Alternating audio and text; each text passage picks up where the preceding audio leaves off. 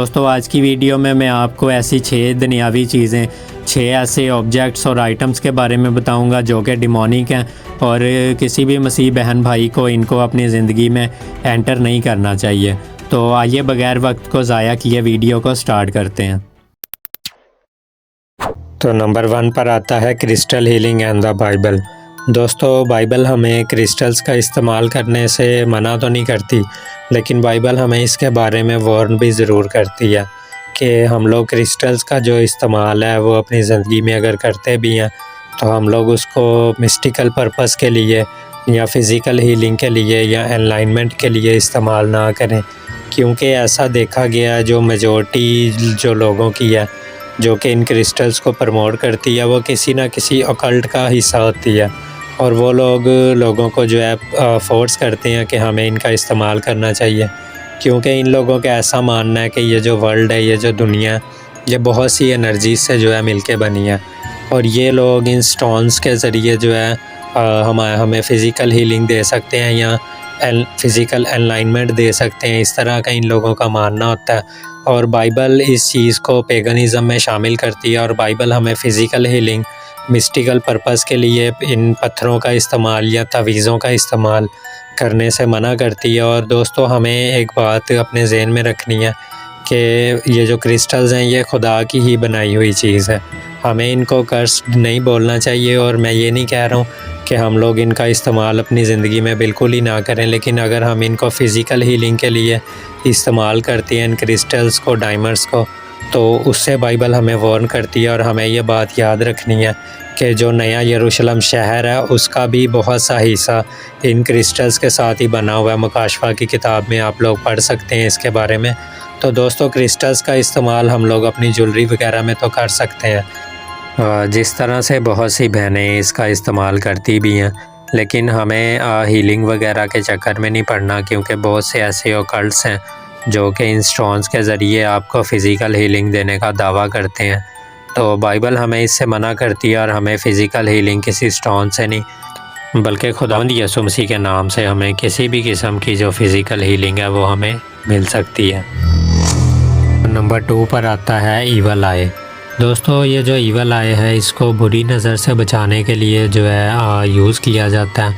और ये बहुत ही कदीम जो है ये चला आ रहा है। ये जो कल्चर है ये तकरीबन ऐसा माना जाता है कि एंशियंट ग्रीस और रोम के वक्तों से ये जो है ये जो कल्चर है ये चला आ रहा है। उस वक़्त से लोग बुरी नज़र के ऊपर बिलीव करते हैं और ये एक सुपर नेचुरल बिलीव है। ये कल्चर कदीम रोम और ग्रीस के वक्तों में स्टार्ट हुआ था और आगे चलते चलते बहुत से रिलीजन्स, बहुत से मज़ाहिब ने इसको अडॉप्ट किया, जैसे कि जूडाइज़म यानी यहूदियत, बुद्धिज़्म यानी बुद्ध मत, हिंदुइज़म और इस्लाम ने इसको अडॉप्ट किया और आज भी इनके रिलीजन्स में इस कल्चर को लेकर ये प्रैक्टिसेस की जाती हैं और इस ईवल आई का जो इस्तेमाल है वो कसरत के साथ ये लोग करते हैं। और इस बिलीव में ये लोग ऐसा मानते हैं कि जो कर्स होती है ना वो डेथ और इंजरीज़ वगैरह करवा सकती है,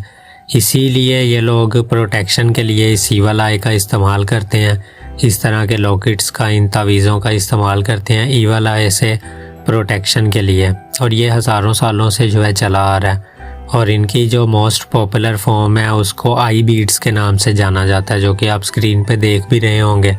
और ये जो है बुरी नज़र से बचाने के लिए one of the most famous जो है इनका अमुलेट्स है, इनका तावीज़ कह सकते हैं आप। और दोस्तों मेडिटेरियन रीजन और बैल्कन्स और मिडल ईस्ट और सेंट्रल एशिया में इनके जो कल्चर्स हैं, इनके मानने वाले लोग हैं वो सबसे ज़्यादा पाए जाते हैं। और ऐसा माना जाता है कि round about 40% of world population है, जो 40% दुनिया की आबादी है, वो इस बुरी नज़र के ऊपर ईमान रखते हैं, इस ईवल आई के ऊपर ईमान रखते हैं। और आज दोस्तों 40% दुनिया के लोगों का ईमान जो है इस ईवल आई के ऊपर है, इस बुरी नज़र के ऊपर है कि ये हमें ये जो लॉकेट्स हैं, वन आई वाले, एक आँख वाले ये जो लॉकेट हैं, ये जो तावीज़ हैं, ये हमें किसी बुरी नज़र से बचा सकते हैं। और अगर आप उन 40% लोगों में आते हैं तो आपको ये चीज़ छोड़ देनी चाहिए, क्योंकि ये पेगनिज़म में आता है और ये जो वन आई का सिंबलिज़म है ये आपने डॉलर की बैक साइड पे भी ज़रूर देखा होगा। और बाइबल हमें पेगनिज़म से मना करती है और बाइबल हमें बताती है कि जादूगरों के पास जाने वालों का जो दुख है, उनकी जो तकलीफ़ है वो बढ़ती जाएगी और जो जादूगरों का भी अंजाम है ना वो अच्छा नहीं होने वाला। तो अगर तो आज कोई मसीह बहन भाई इन चीज़ों का इस्तेमाल, ऐसी वानाई सिंबलिज़म का इस्तेमाल अपनी लाइफ में किसी भी प्रोटेक्शन या कर्ज से बचने के लिए अगर इसको यूज़ करता है, इसका इस्तेमाल करता है, तो वो इसको इस्तेमाल करना छोड़ दे, क्योंकि बाइबल हमें पेगनिज़म से मना करती है, जादूगरी से, बुत परस्ती से मना करती है और ये सब चीज़ें उनमें ही आती हैं। पता नहीं क्या क्या पढ़ के जो है लोगों को ऐसे तावीज़, ऐसी चीज़ें दे दी जाती हैं और वो लोग ऐसा ईमान करते हैं कि वो बुरी नज़र से बच जाएंगे, मौत और बुरी नज़र से बच जाएंगे, जबकि मौत बरहक है और वो एक ना एक दिन आनी है। और हमें ऐसे लोगों के चक्कर में नहीं पड़ना चाहिए और ऐसे किसी भी तावीज़ वगैरह को अपने घर में, अपनी लाइफ में नहीं लेकर आना चाहिए और किसी को सजेस्ट भी नहीं करना चाहिए। और नंबर 3 पर आता है द अपसाइड डाउन क्रॉस, यानी कि उल्टी सलीब, जिसे कि इन्वर्टेड क्रॉस के नाम से भी जाना जाता है। और दोस्तों ये एक ऐसा सिंबल है जो कि through out the history various context में जो है डिफरेंट मुख्तलिफ सियाको सबाक में जो है इस्तेमाल हो चुका है और क्रिश्चियनिटी में पतरस रसूल की मौत के साथ जोड़ा जाता है। According to the Catholic tradition, Catholic रवायत के मुताबिक जब पतरस रसूल को सज़ाए मौत देने का वक्त आया तो पतरस रसूल ने उनसे ये रिक्वेस्ट की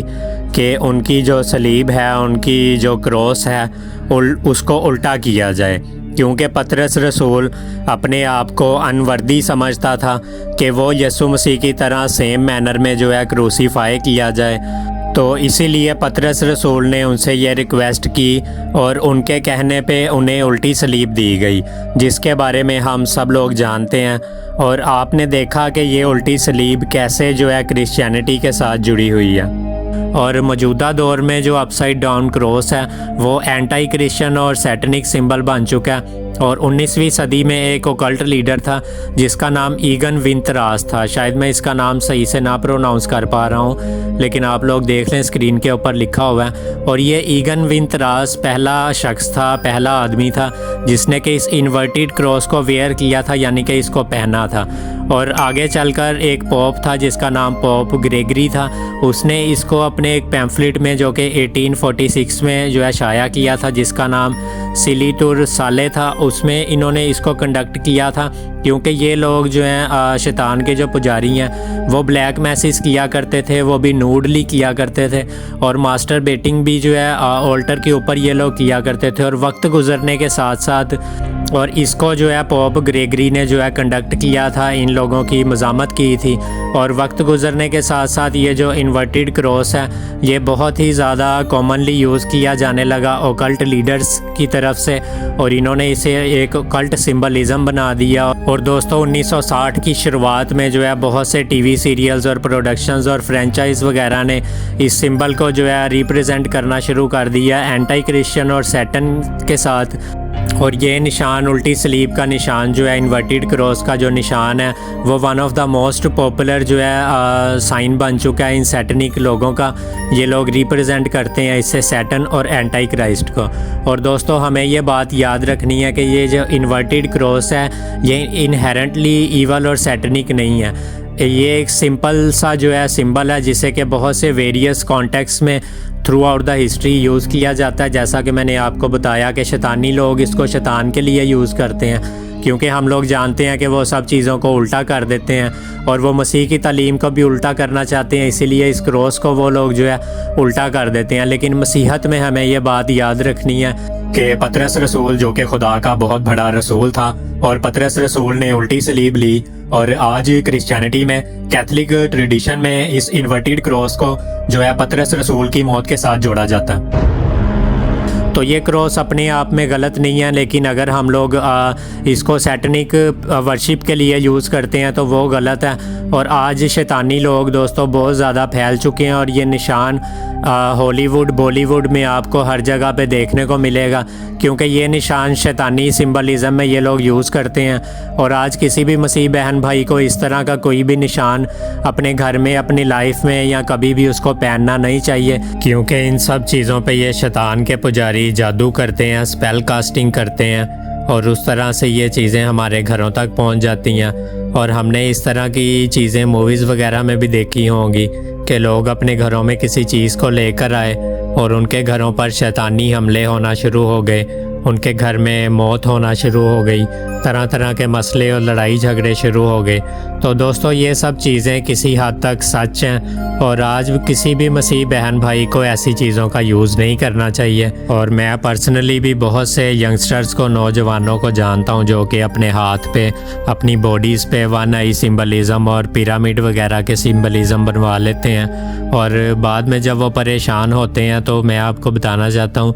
कि एक भाई मेरे पास आए और उन्होंने मुझे बताया कि मैंने अपने जिस्म के ऊपर, उन्होंने अपनी नेक के ऊपर जो है पिरामिड और वन आई का सिंबलिज़म बनवाया हुआ था, लेकिन अब जिस वक्त उनको इन चीज़ों की सच्चाई का पता चला तो अब वो उसे मिटाने के लिए मेरे साथ बातचीत कर रहे थे कि मुझे अब क्या करना चाहिए। तो मैंने उन्हें कहा कि आप खुदा से तौबा करें और इस चीज़ की माफ़ी मांगें और किसी तरह से इसको रिमूव करवाएं अपनी बॉडी से, क्योंकि ये शैतानी सिंबलिज़म है और किसी ना किसी तरह से ये हमारी ज़िंदगियों को बर्बाद करते हैं, नेगेटिव इम्पैक्ट हमारी ज़िंदगी के ऊपर होता है। तो दोस्तों ये सब चीज़ें मसीहों को इस्तेमाल नहीं करनी चाहिए, क्योंकि खुदावंद का पाक कलाम हमें बताता है और यहाँ पे लिखा है कि तुम खुदावंद के प्याले और शयातीन के प्याले दोनों में से नहीं पी सकते। खुदावंद के दस्तरखां और शयातीन के दस्तरखां दोनों पर शरीक नहीं हो सकते। तो दोस्तों आज की वीडियो में सिर्फ इतना ही। इस वीडियो का सेकंड पार्ट कल मैं अपलोड करूँगा, तो उस वीडियो को देखने के लिए आप मेरे चैनल को ज़रूर सब्सक्राइब करें। वीडियो पसंद आई हो या इन्फॉर्मेटिव लगी हो तो इस वीडियो को दूसरे मसीहों तक भी ज़रूर शेयर करें। खुदावन आप सबको बहुत बरकत दें। आप सबको मेरा सलाम। God bless you all. आमीन।